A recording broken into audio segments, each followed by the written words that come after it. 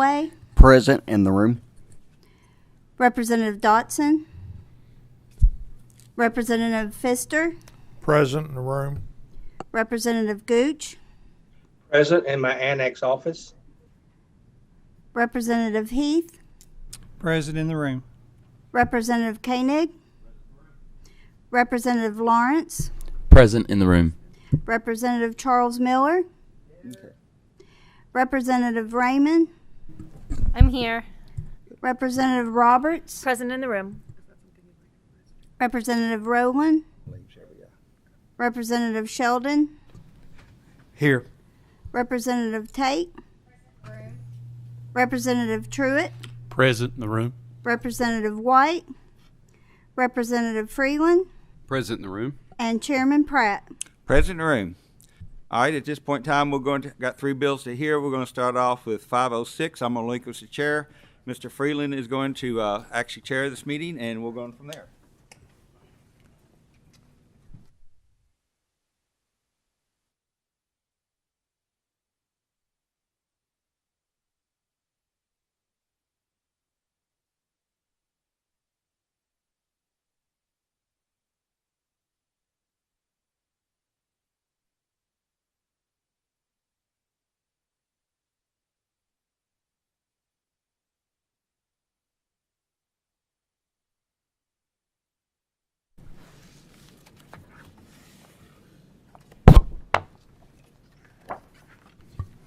All right, Chairman, if you'll introduce yourself and your guests, you can begin. I'll start off. I'm State Representative Phil Pratt.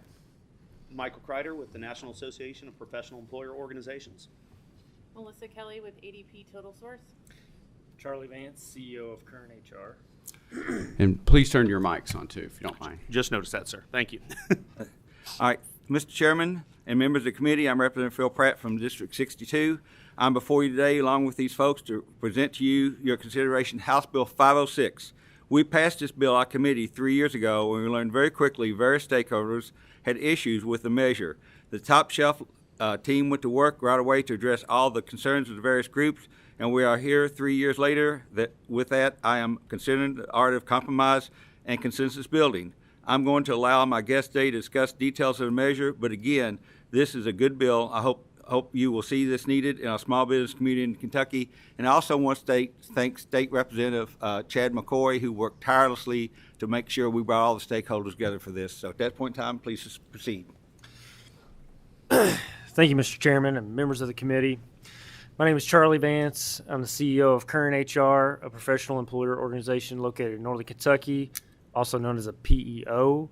I'm a licensed attorney in the state of Kentucky, a SHRM certified HR professional, and I've been in a leadership position with a PEO in the Commonwealth for nearly 12 years. I'm here to testify in support of House Bill 506, which would create a comprehensive registration program and regulatory framework for PEOs. Passage of House Bill 506 will bring Kentucky in line with the 40 other states that have passed some form of comprehensive legislation addressing specific licensing, registration, and regulation of PEOs. A vast majority of those track closely to the NAPEO, or National Association of PEOs, Model Act, on which this bill is based. By way of background, PEOs provide a comprehensive human resources service to small and mid-sized businesses that allow their clients to focus on their core competencies and not have to be concerned with compliance and the administrative function that goes along with being an employer. The typical PEO client is a small business with an average size of around 20 employees. Many small businesses choose to use PEO services to handle their employment-related issues and to attract and retain quality employees.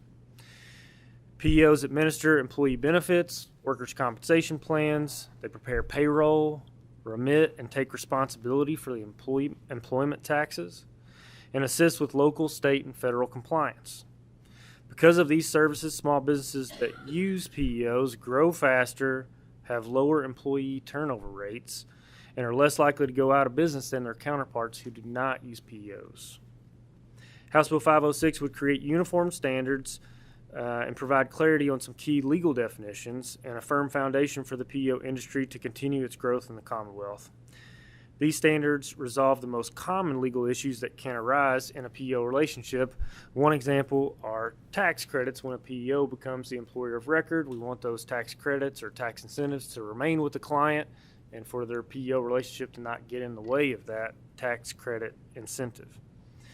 Adoption of these standards would create a level and competitive playing field in the industry.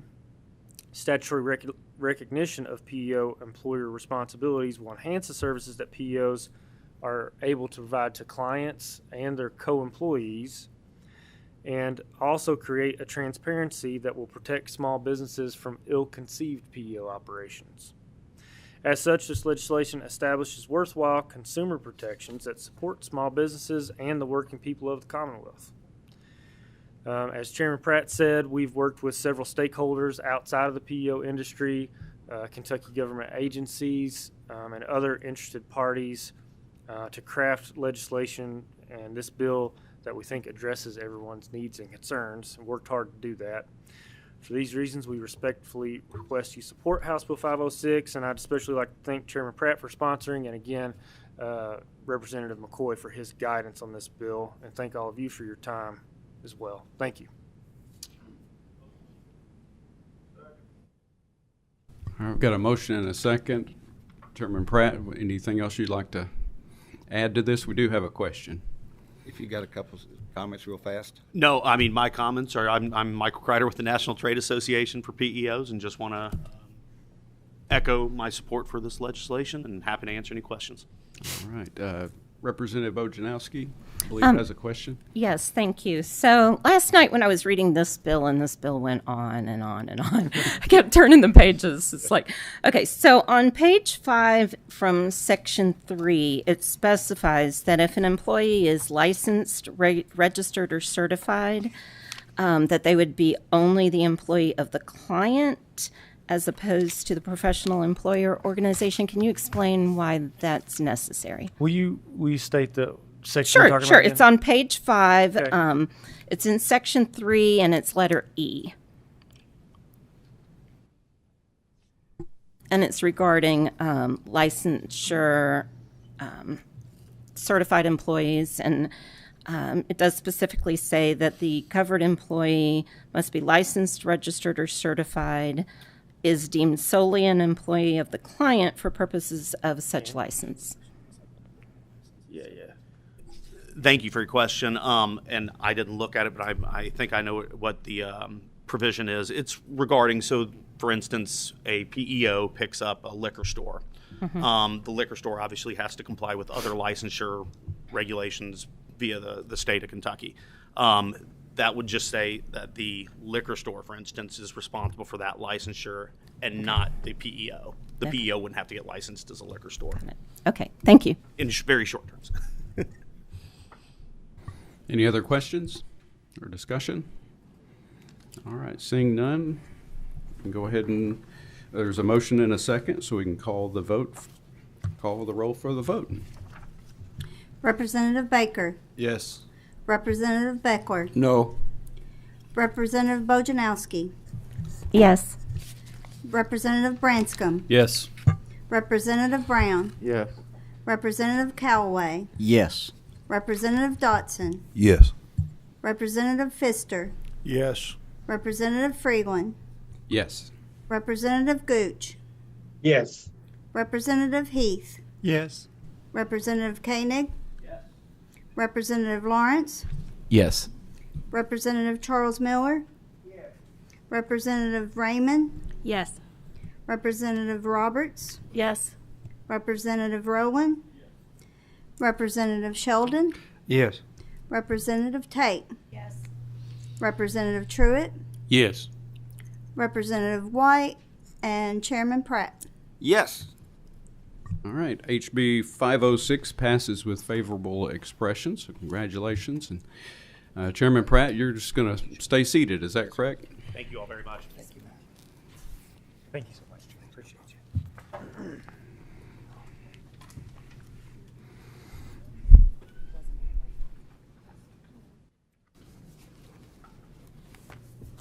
Mr. Chairman, Steve Delbianco, pleasure to meet you in person. You ready?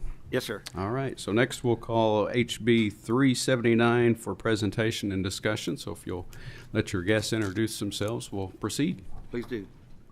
Steve Del Bianco with NetChoice, a trade association in Washington, D.C. Bob Babbage, Bob Babbage, co-founder for NetChoice. Okay, this is a bill you all have heard 2 years ago. Last year, we actually passed it out of committee, passed it out on the floor of the House, passed it out of the Senate, went to the governor. He vetoed it. Even though we had the support of the Economic Development Cabinet, it was vetoed. So we're back at it again. Again, this is something you've already seen or should have seen in this committee. I'm not going to spend a lot of time explaining it, but basically data centers are something that's a good economic growth for especially the way we have it tailored to help rural Kentucky. So, yes, sir. Thank you. Mr. Chairman and members of the committee, NetChoice's members include Apple, Amazon, Facebook, eBay, Google, Pinterest, and Twitter. These are the companies that all of us use in America to do our research, collect information, to connect with each other, to create, and also to store precious memories, the videos, the documents, photographs we have of our families and friends. And data centers are what enable that to happen. Speaking of pictures, this is the inside of a data center, and not much to look at. I mean, really, it's just racks and racks and racks of servers. But from the outside, you get a better picture entirely. This one here is a data center just outside of Columbus, Ohio. It's almost 1 million square foot, built by Facebook, $750 million cost over a 2-year period, employing 1,200 construction workers who made about $80 million in wages. And right across the street, Google has a similarly sized data center on 440 acres. So typically these data centers, which are about the size of an aircraft carrier, sit on multiple 100-acre tracts of land where there's easy access to reliable electricity, water supply, somewhere close to an interstate where you can get access to the right-of-way for high-speed fiber. Now, this facility is in Ohio, which is booming right now. Virginia, where I'm from, is the #1 data center location in the entire world. And even Alabama has a major Google data center. But unfortunately, I have no pictures like this of any data centers in Kentucky. And that's because these other states have extended to data center equipment the very same sales tax treatment that Kentucky gives today for the equipment that I buy in agriculture, in mining, or manufacturing. In other words, the equipment I buy for those enterprises in Kentucky is not subject to sales tax. These other states that have attracted data centers extended that treatment to data center equipment. So as you consider Chairman Pratt's bill, I'd invite you to see it that there are incremental benefits to Kentucky of being here versus not being here. And if I can make that as clear as I can, it would be there.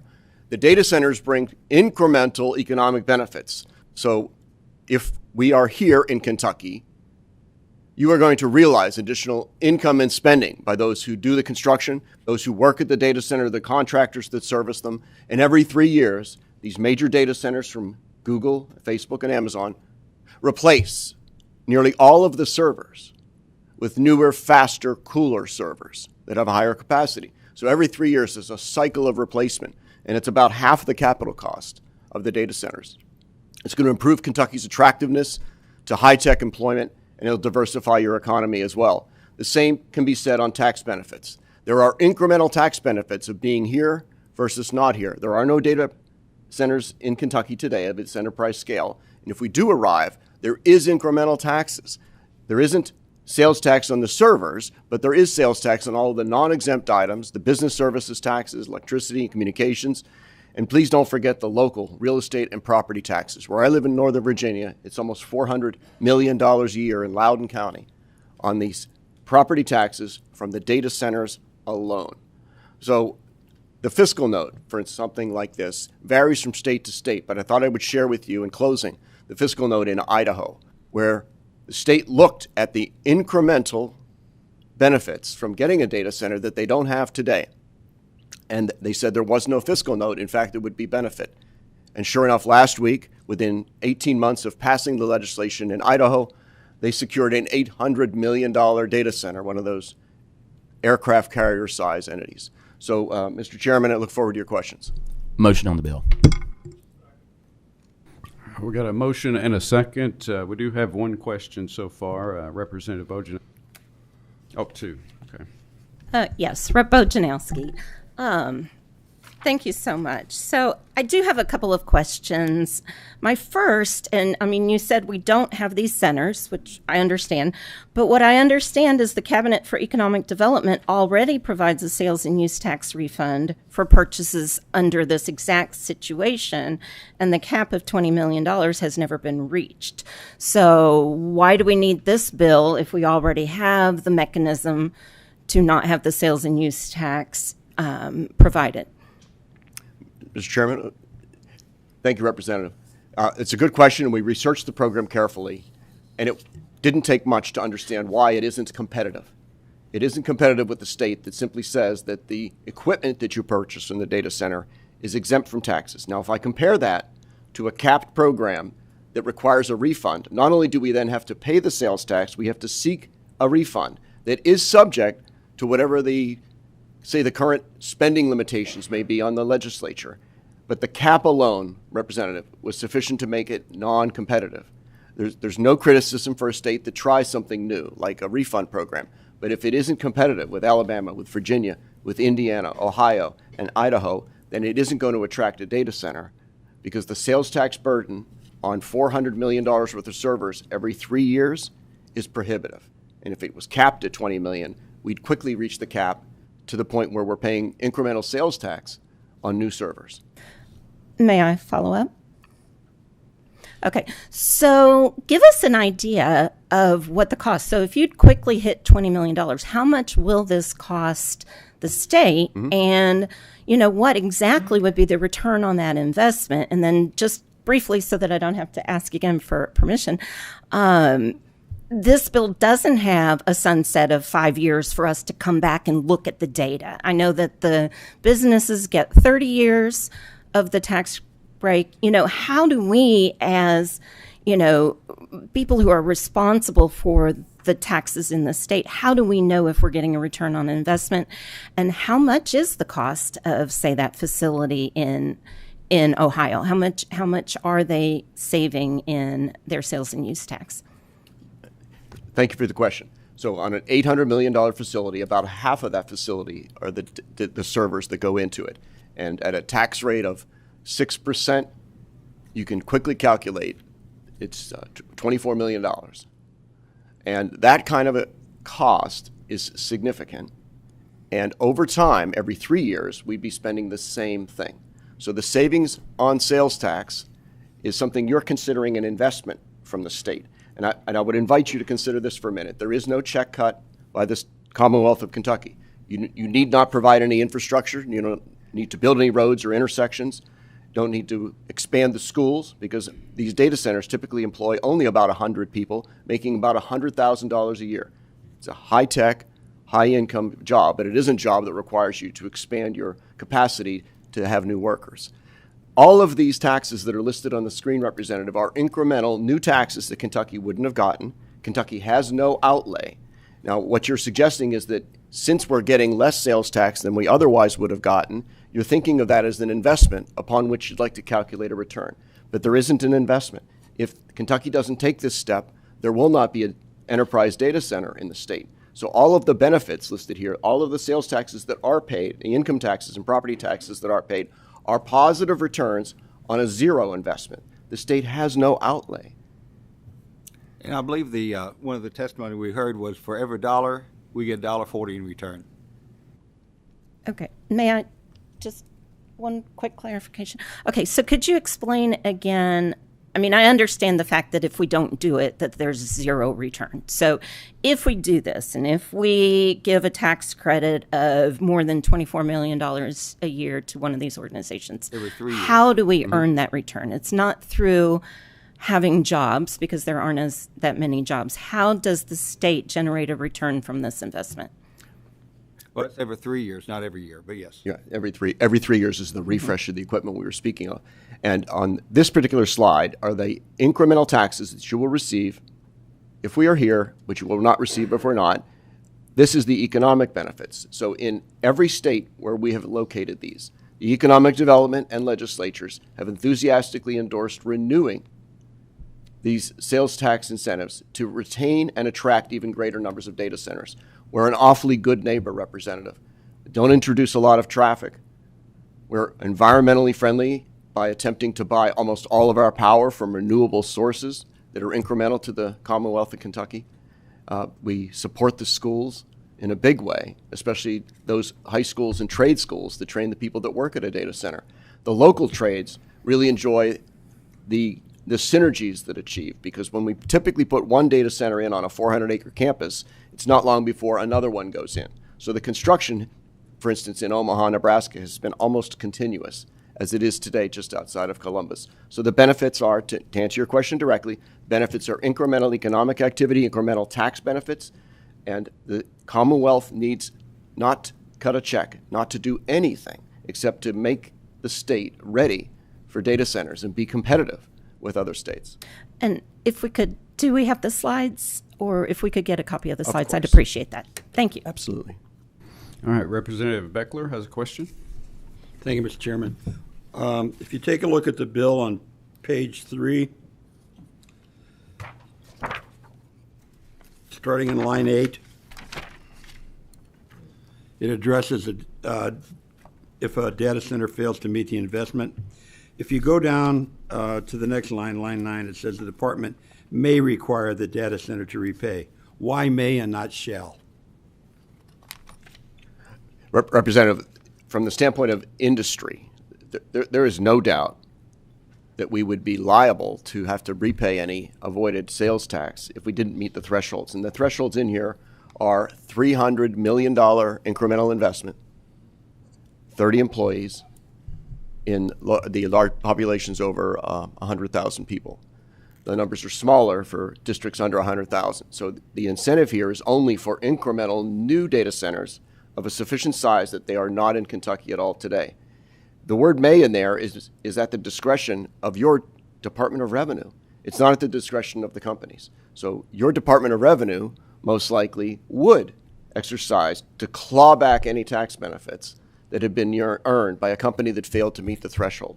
So if you felt that you needed to tell your DOR that they shall seek the refund, then you could change that word, but it's certainly not at our discretion. I'm not comfortable with most likely. I really think it ought to be shall. Thank you, Mr. Chairman. Representative Heath. Thank you. I have a couple of questions. When I was following your math, $400 million for equipment, and that would be tax exempt, which I support your bill, by the way. So the other $400 million for the structure, there's sales tax paid on the material purchase to build that structure. Is that correct? Representative, HB 379 delineates several categories, and one of the categories is servers. But as you say, much of the tangible personal property that makes it into the systems that support the construction, the giant cooling systems and electrical systems of construction, to the extent that those are subject to sales tax, a qualifying investment of $300 million would not pay sales tax on those items either. Okay. Labor is a huge chunk of the construction, and most of the construction of these large data centers is done through a general contractor, through multiple fixed price contracts, where a subcontractor will come in here from Louisville and install the cooling system for $75 million. Lumped into there would be some labor and equipment, and they'd have to separate out the portion that would have been subject to sales tax to see if we're eligible for the credit. Okay, thank you for clearing that up. And then can you refresh our memory, Representative Pratt, on why the governor vetoed it? His message was he didn't understand the bill. Okay. So a year later, maybe we're all clear this time. Hopefully. Thank you. Thank you, Representative. Representative Raymond has a question, I believe. Thank you. Can you help me understand why this is not just a coupon for Facebook, whose parent company Meta, if anybody understands what that is, had revenues in 2021 of $117 billion, which is 10 times the general fund of Kentucky, and why that company and others can't kick in $24 million to Kentucky schools and hospitals? Representative, these are incremental investments, and there is incremental contribution. I mentioned earlier that data centers contribute $400 million a year to the property taxes in the county where I live in Northern Virginia. On the slide in front of you, all of these are incremental taxes. So the taxes are incremental and they're large. What's not collected is the sales tax on the equipment itself. And the reason that Facebook, Google, Amazon, Apple, Microsoft, the reason that they wouldn't pay that is that they are moving to states where the servers themselves are not subject to sales tax, because those states recognize that, like mining, manufacturing, and agriculture, data centers is an industry for which you shouldn't tax the business inputs that go into that industry. And I would invite you to think about as an incremental benefit for which there is incremental taxation.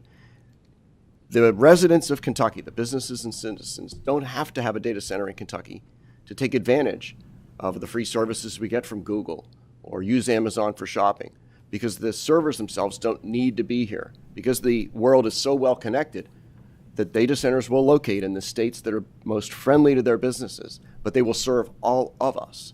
So there is no natural magnet to Kentucky. There is, at this point, a natural magnet to Ohio and Indiana, to Idaho, and even to Alabama. And I'm just inviting you, if you'd like the industry to be here, I'm inviting you to do one small thing. You enact 379, and Kentucky will be in the race. Sir, how dare you say there's no natural magnet to the Commonwealth of Kentucky? Would this apply to cryptocurrency mining businesses too? It would not. This is strictly a data center construction, and the company's spending $300 million to build an enterprise data center, not a data center that's used necessarily by a cryptocurrency company.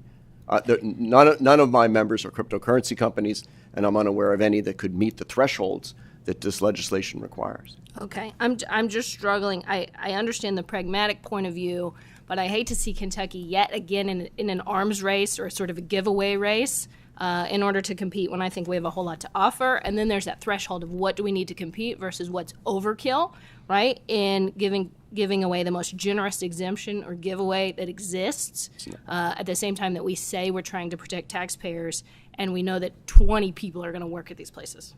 Thank you. Any other questions? Oh, Representative Roberts. Thank you. Thank you for the presentation. Thank you, Chairman. I have a couple quick questions, if I may. The first is on personal property tax here. So there would be no sales tax on the purchase of these servers. Would there be personal property tax that the state would benefit from moving forward? Yes. Okay. And then, if I may, can you let me know, on average, how many full-time employees are retained once the center is up and operational? So not the construction to build it, but full-time employees once it's built. Representative, about 100 employees with an average wage of about $100,000 a year. And that's true for basically everything that you think would come to Kentucky, because the bill says that they have to create at least 20 jobs within 2 years. And I'm wondering why if the average is 100, why aren't we requiring 100? That 20 was for the very small data centers in the very rural areas. If you read on to the next section, the larger, over 100,000 population require a $300 million investment. And as I said before, typically $800 million investment in a data center will roughly bring 100 people making $100,000 a year. We haven't built too many lately that were in the lower range, but the numbers that are in HB 379 are numbers that correspond to being competitive. Idaho, Ohio, Indiana, they're 50 years. This is only 30 years. So there's Representative Raymond was just bringing it up. Do you want to overdo the incentive, or do you want to do enough to be competitive? Each state has their own approach, right? Some states, they will make it for a longer term, others a shorter term, and increase the amount of items that are subject to the exemption. But a 30-employee threshold is designed to attract not just enterprise data centers like Amazon, Apple, Facebook, Google, and Microsoft, but co-location data centers. So if a company builds a data center in which the banks and local manufacturing put their servers, well, then that data center itself might only have 15 or 20 employees. The rest of the people that attend to the work of the data centers work for those Kentucky businesses who visit the data center to take care of their servers. So it's a slightly complicated distinction, but if you want to make this eligible for data centers that serve multiple companies, you have to keep that employee threshold much lower. One more, if I may. So my final question is on environmental issues, because data centers are giant users of energy, and you stated that you are environmentally friendly and you offset and buy and renewable energies. We don't have a lot of those in Kentucky, so would that be purchased through carbon offsets? What does that look like for us? Mr. Chairman, Representative, I think you're going to love this answer, but Facebook and Google, Meta and Google. You started with Facebook. I'm not going to love the answer. Okay, that's great.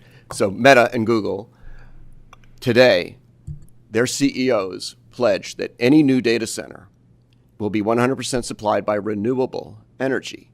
And the way they do it is by incremental renewable energy. So Google puts out a request for proposal from Commonwealth-based suppliers who will produce incremental, and in the state of Kentucky, it's going to be solar.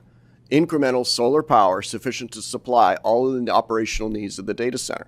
So Google doesn't build it, but Google says if somebody in Kentucky will build it, Google will buy all your power on a 30-year power purchase agreement. So the idea is to produce incremental incentives for investment in incremental renewable power in the Commonwealth.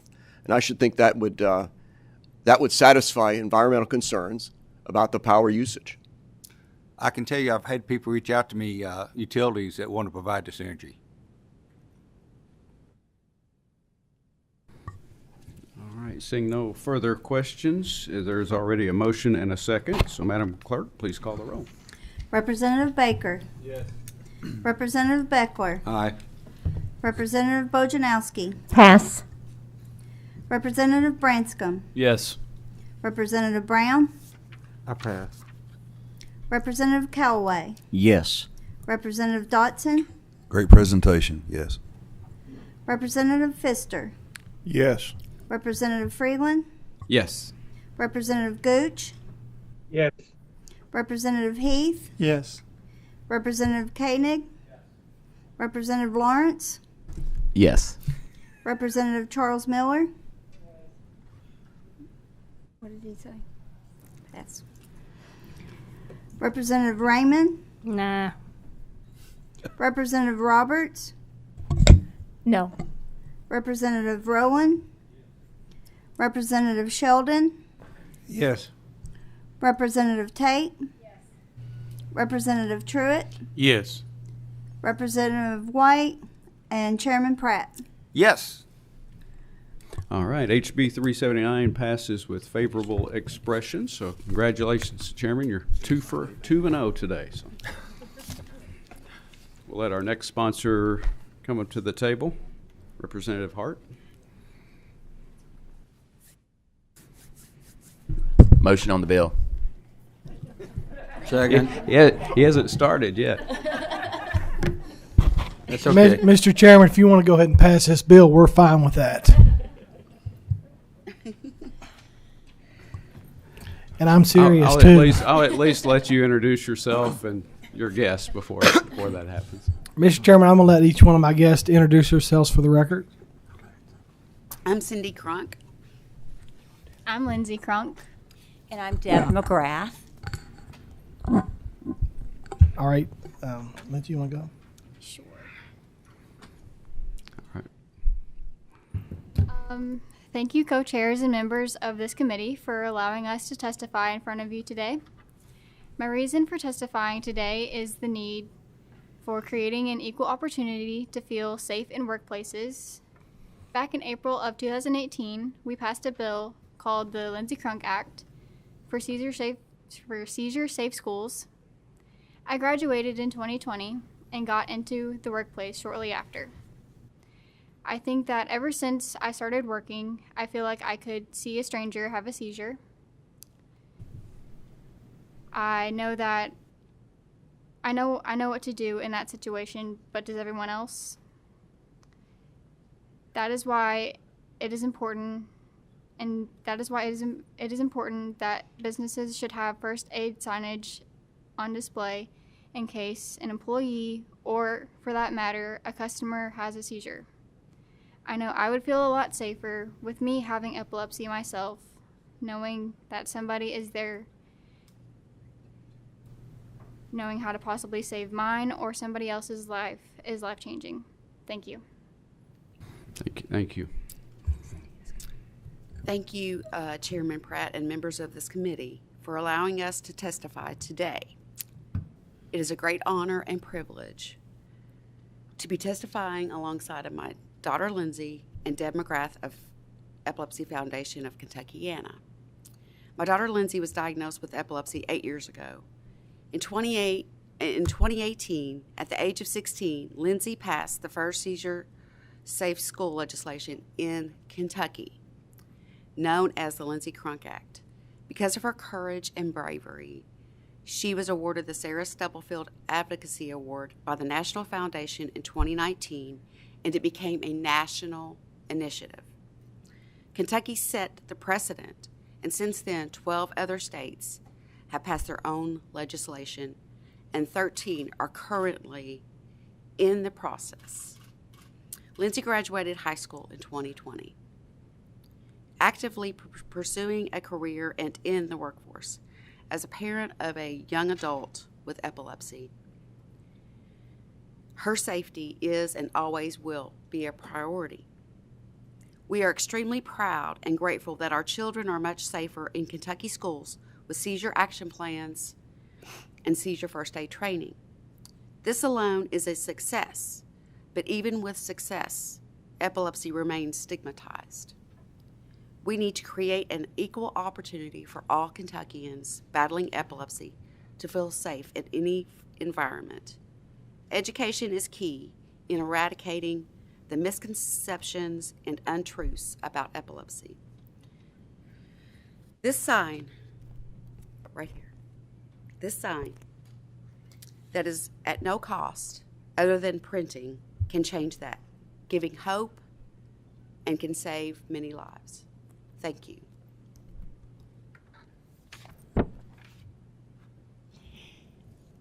Thank you, Chairman Pratt and members of the committee, for allowing me to present to you today. My name is Deb McGrath, and I am with the Epilepsy Foundation of Kentuckiana. I'm the co-founder. My daughter was diagnosed with epilepsy 33 years ago, so I know what it's like for Cindy. And members, you also might have a family member with epilepsy as well, so you might know where our hearts are coming from.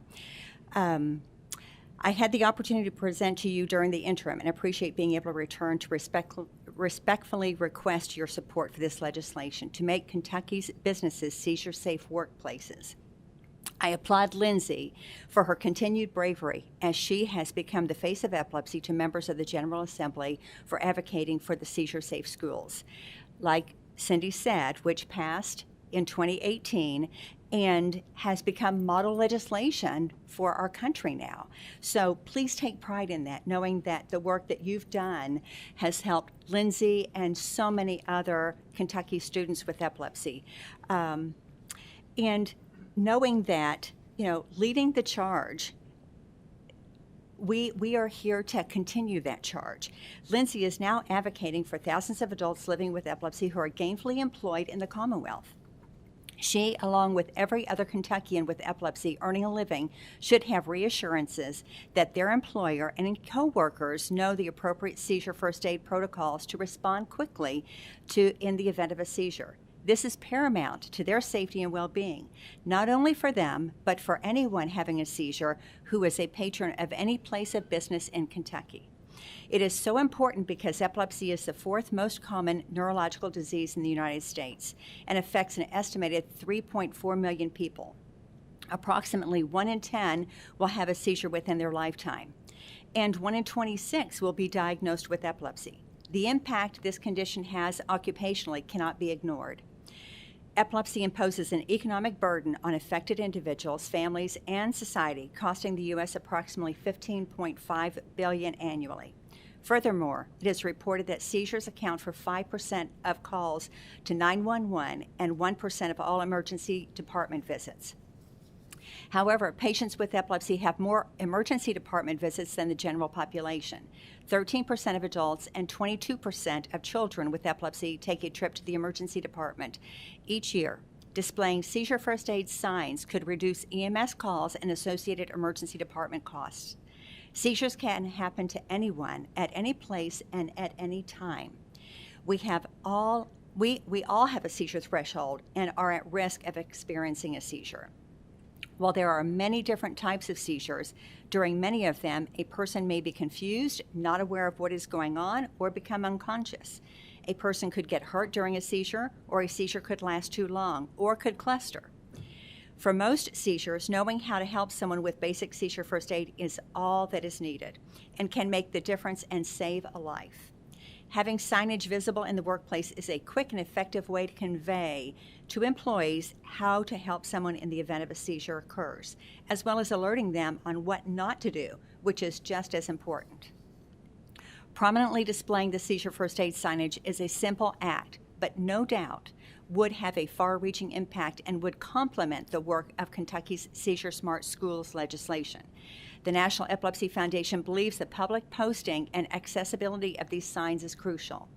To help, the Epilepsy Foundation is providing the seizure first aid signs, which Cindy displayed and you have in your packet in front of you, in 14 different languages for free through a link on their websites. The Epilepsy Foundation of Kentuckiana supports Seizure Safe signage bill. We urge you to do the same by voting yes to House Bill 404 and joining Representative Hart in sponsoring this bill to ensure all Kentuckians living with epilepsy or seizure disorders are able to work safely and successfully in whatever position or field they choose, as well as to ensure the safety of the general public. Thank you so much for your time, attention, and your vote to make Kentucky's businesses seizure-safe workplaces. All right, thank you. At this time, we'll entertain any questions if there is. Any questions? We have a motion, I think, and we have a second. All right, motion and a second. If no one has any questions or comments, we'll proceed to vote. Representative Baker. Yes. Representative Beckler. Yes, although I am disappointed I didn't get to hear my sweet mate wax eloquently on the bill. I'll come see you later. Oh. Representative Bojanowski. Yes. Representative Branscombe. Yes. Representative Brown. Yes. Representative Callaway. Representative Dotson. Yes. Representative Pfister. Yes. Representative Freeland. Yes. Representative Gooch. Yes. Representative Heath. Yes. Representative Koenig. Yes. Representative Lawrence. Yes. Representative Charles Miller. Representative Raymond. Yes. Representative Roberts. Thank you for your advocacy on this. I'm a yes. Representative Rowland. Representative Sheldon. Yes, and thank you. Representative Tate. Representative Truitt. Yes. Representative White. And Chairman Pratt. Absolutely yes. Thank you so much, members of the committee, Mr. Chairman. Congratulations. Thank you. Thank you so much. That'll do it. All right. We'll adjourn. I got to run, so see y'all. 10:48. Have a good one. We did good. Look good.